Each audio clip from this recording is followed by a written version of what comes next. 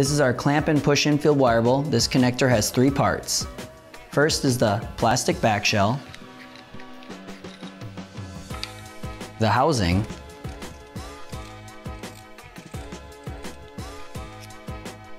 and then the connector itself. Using a wire stripper, you'll want to prepare the cable and conductors. When that is finished, you'll want to slide the back shell and the housing onto the cable. You can see on the connector that the terminals are both numbered and colored to help you obtain the correct pinout for your application. To use the clamp method, you will open each terminal and clamp them onto the conductors.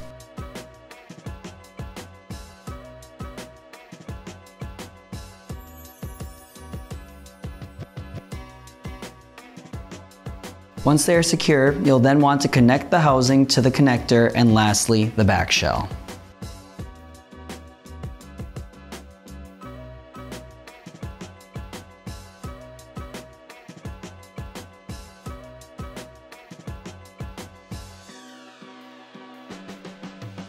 Next, I will show you how to use the push-in method.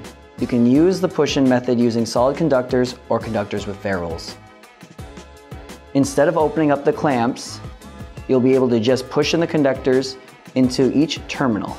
Then connect the housing and the back shell just like before.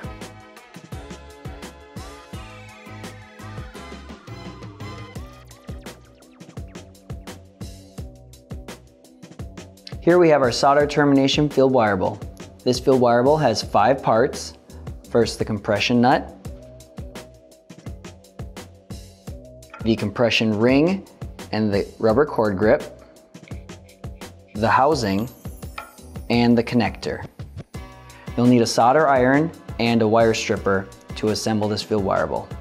When the cable and conductors are prepared, just like the screw terminal, you'll want to start with the compression nut by threading it onto the cable, and then work your way back to the connector.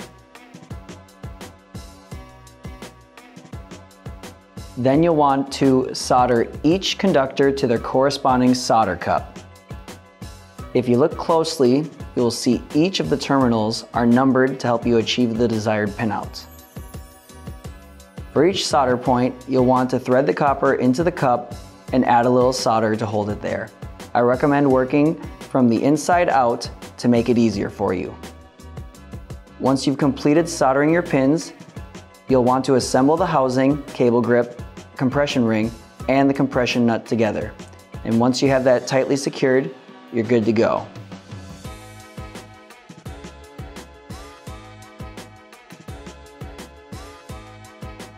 Thanks for watching and see you next time.